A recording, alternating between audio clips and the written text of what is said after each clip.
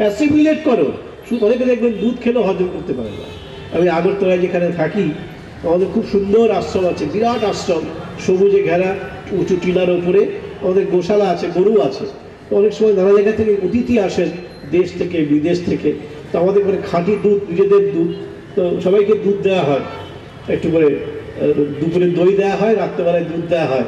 তো কলকাতার দু একজন লোক জীবনে খাঁটি দুধ খায়নি, তো খাঁটি দুধ ভাবছে খুব খাবো করে খেয়েছে কিছুটা, তারপরে পরের দিন সকালে ব্রেকফাস্টের সময় আর আসে না।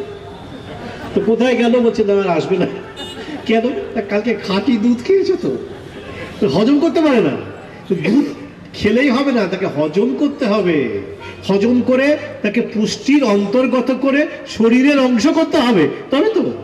তাই বলছেন gospel of awareness, gospel of awakening এবং finally gospel of assimilation. Ramakrishna Vivekananda, Maa Sarada যখনই আশীর্বাদ করছেন তোমাদের চৈতন্য হোক, শুধু রামকৃষ্ণই আশীর্বাদ করছেন তা নয়, কিন্তু এরা সকলেই করেছেন, মাও করেছেন, স্বামীজিও করেছেন, তোমাদের চৈতন্য হোক। মানে কি? তুমি যে ক্ষুদ্র নাও, হীন নাও, দুর্বল নাও, এটা তুমি আগে বোঝো। তুমি দুর্বল নাও, দুর্বলতা দুই একবার প্রকাশ করে ফেলেছো, একটা দুটো না হয় মিথ্যা কথা বলেছো। অনেকে আবার সারাদিনই মিথ্যা কথা বলে, এরকম লোক আছে, মানে ভুলেও সত্যি কথা বলে না। মিথ্যা কথা বলতে বলতে এমনই অভ্যাস হয়ে গেছে, সত্যি কথা বলা ছেড়েই দিয়েছে অভ্যাসটা, সবই তার মিথ্যে। এখানে রামকৃষ্ণ বিবেকানন্দ, মা শারদা একবার দুবার নাই বিয়ে করেছে, বিয়েটাকে নাই খুনি করে দিয়ে, তাদের কি হলো? বলে থুতুটা যে কতবার তুমি ফেলো কিসব করো না। যখন বুঝেছো তুমি ঠিক করছো না, অন্যায় করছো, ব্যাস ওখান থেকে নিজেকে সংশোধন করতে শুরু করো। ওই অতীতটাকে ভুলে যাও, ফরগেট ইউর পাস্ট। কি করেছো, কবার খুন করেছো, কবার মিথ্যা কথা বলেছো, কবার চুরি করেছো, ভুলে যাও। আরে মানুষই তো খুন করে, মানুষই মিথ্যা কথা বলে, মানুষই চুরি করে, আর মানুষই আবার ভগবান হয়ে যায়। ওই গিরিশচন্দ্র পরে সন্ত পুরুষ হয়ে যায়, ওই রত্নাকর বাল্মীকি হয়ে যায়। গাছটা কখনো হবে বাল্মীকি? এই গাছটা হবে না। এই বাড়িটা কখনো হবে না। কুকুরটা হবে না। মানুষ খুন করে, মিথ্যা কথা বলে, চুরি করে, আবার মানুষই ভগবান হয়ে যায়। বিবেকানন্দ বলছেন দেওয়াল কখনো মিথ্যা কথা বলে না, কুকুর কখনো মিথ্যা কথা বলে না, গরু কখনো চুরি করে না, কিন্তু দেওয়ালটা চিরকাল দেওয়ালই থাকে, গরুটা চিরকাল গরুই থাকে, কুকুরটা চিরকাল কুকুরই থাকে। একটা মানুষ মিথ্যা কথা বলে, চুরি করে, অন্যায় করে, কত কি করে, কিন্তু এই মানুষকে যদি কেউ ভুল ধরিয়ে দেয়, চিনিয়ে দেয়, দেখো তুমি ঠিক করছো না, এটা ঠিক পথ নয়, আপনার ভালোবাসার হাত বাড়িয়ে দিন, সহমর্মিতার হাত বাড়িয়ে দিন, সে নিজের পথ থেকে চিনে নিক, দেখবেন নতুন মানুষে সে রূপান্তরিত হয়ে যাবে। বিবেকানন্দ বলতেন অসাধারণ কথা, চমকে যেতে হয়। বলছেন আমরা তখন একজন সাধু মহাপুরুষকে প্রণাম করি, কারণ তিনি প্রলম্ব ব্যক্তি। একজন চোর বদমাশকে করি কি করি না, একজন পাপীকে প্রণাম করি না। একজন হচ্ছেন সেন্ট, একজন হচ্ছেন সিনার। একজন মহাপুরুষ সেন্ট, আর একজন সিনার মানে পাপী। বিবেকানন্দ বলছেন what is the difference between a saint and a sinner? একজন সেন্ট মহাপুরুষ আর একজন পাপী, এই দুজনের মধ্যে কি পার্থক্য? আমরা বলবো ওই বাবা বিরাট পার্থক্য, একজন মহাপুরুষ আর একজন পাপী, এ কি তুলনায় করা চলে নাকি? কিন্তু বিবেকানন্দ কি বলছে? এই বিবেকানন্দের কথাই না, ভারতবর্ষের কথা, বেদান্তের কথা, রামকৃষ্ণের কথা, সারদা দেবীর কথা, কৃষ্ণের কথা, রামের কথা, চৈতন্যের কথা, আমাদের সব আচার্যের কথা, সব ধর্মগ্রন্থের কথা হচ্ছে এইটা। কি বললেন বিবেকানন্দ?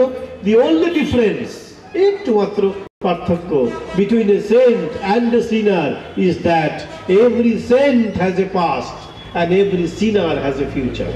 কি অসাধারণ কথা! Every saint has a past and every sinner has a future. যাকে তুমি আজকে সেন্ট বলছো, রামকৃষ্ণ, বুদ্ধ, চৈতন্য, কৃষ্ণ বলছো, রাতারাতি কি রামকৃষ্ণ, বুদ্ধ, চৈতন্য, কৃষ্ণ হয়ে গেছে? মায়ের গর্ভ থেকে পৃথিবীতে এসেই সে রামকৃষ্ণ হয়ে গেল, না বুদ্ধ হলো, না কৃষ্ণ হলো? হয় কখনো? হয়নি, হয় না, হবে না। কি করে হবে? ওই বুদ্ধকে, ওই খ্রিস্টকে, ওই চৈতন্যকে, ওই রামকৃষ্ণকে একটা অতীত রাখতে হবে। সে অতীতটা কিসে? তাদের সংগ্রামের অতীত। দে ফট, তারা স্ট্রাগল করেছেন, দে স্ট্রাগল, তারা লড়াই করেছিলেন। কার সঙ্গে? বাইরের কোনো শত্রুর সঙ্গে নয়, নিজের ভেতরের মালিকদের সঙ্গে নিজের লড়াই। আমার তুচ্ছতা, আমার ক্ষুদ্রতা, আমার নীচতা, আমার সংকীর্ণতা, আমার সাম্প্রদায়িকতা, আমার স্বার্থপরতা, আমার লোভ, আমার হিংসা, তার সঙ্গে আমারই লড়াই। এ হচ্ছে past.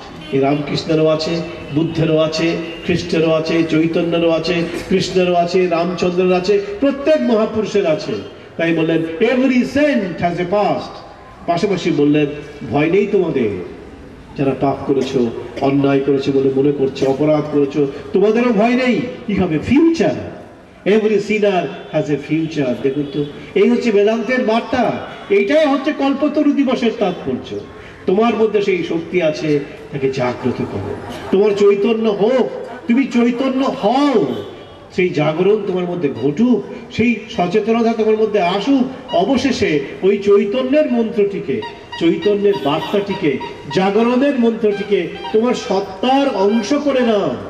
It must be assimilated in your being. তোমার সত্তার মধ্যে ওটি একদম সংযুক্ত হয়ে যায়, পার্ট অ্যান্ড পার্সেল হয়ে যাক তোমার জীবনের। এটি রামকৃষ্ণ বিবেকানন্দ, মা শারদা আমাদের শিখিয়েছেন। আমি দেখে খুব আমার আনন্দ হলো, এই রাসমণির কথা ওরা বলছিলেন। রাসমণিরও নাকি একটা, আমি দেখতে পাইনি অবশ্য, আমাকে তো একদম পেছনে রেখেছে, আমি তো দেখতে পাইনি। তো শুনলাম যে রাসমণিকেও এখানে স্মরণ করা হয়েছে আজকের দিনে। সেই রাসমণির পায়ে আমার প্রণাম, কারণ তিনি এই রামকৃষ্ণকে আমাদের উপহার দিয়েছিলেন। যদি রাসমণি না থাকতো, দক্ষিণেশ্বর মন্দির হতো না। দক্ষিণেশ্বর মন্দির না হলে রামকৃষ্ণকে আমরা পেতাম না। রামকৃষ্ণকে না পেলে মা শারদাকে পেতাম না। মা শারদাকে না পেলে বিবেকানন্দকে পেতাম না। আমরা কি করে হলো? আরে বিবেকানন্দকে কেউ চিনত নাকি? এই শিকাগোর ধর্ম মহাসভায় গিয়ে বিবেকানন্দ জগৎ বিখ্যাত হয়ে গেলেন। গেলেন কি করে? রামকৃষ্ণ পাঠাননি, পাঠিয়েছিলেন ওই মা শারদা। বিবেকানন্দ তাকে জানতে চেয়েছিলেন, মা আমি কি যাব? সবাই বলছে আমেরিকায় যেতে, আমি কি যাব? মা তো কোথায় আমেরিকা কিছুই জানেন না। তার জানার দৌড় হচ্ছে জয়রামবাটি কামারপুকুর থেকে দক্ষিণেশ্বর, বড়জোর কলকাতায় বলরাম বসুর বাড়ি। এই যে তার ভূগোলের জ্ঞান।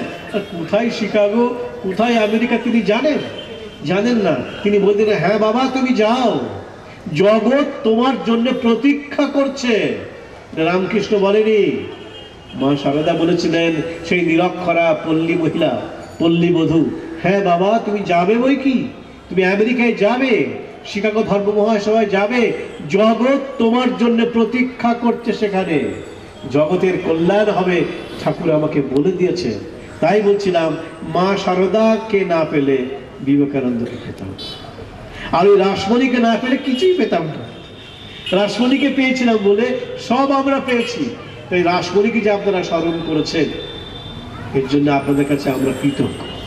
সমস্ত রামকৃষ্ণ ভক্ত অনুরাগীর পক্ষ থেকে আমাদের সেই কৃতজ্ঞতা আপনাদের কাছে আমরা ব্যক্ত করছি।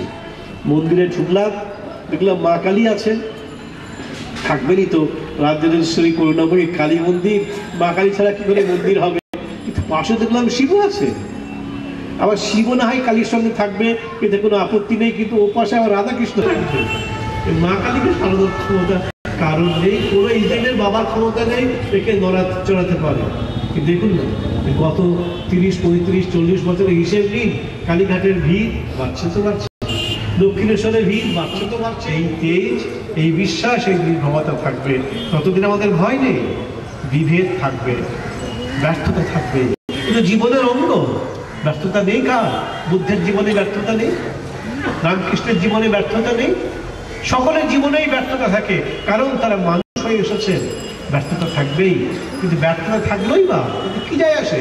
বিবেকানন্দ বলছেন, 1000 বার তুমি চলতে চলতে হোঁচট খেয়ে পড়ে যাও, আবার উঠে দাঁড়াও এবং শেষকাল উপলব্ধি করো তুমি ঈশ্বর, তোমার মধ্যে ঈশ্বর খেলা করছে।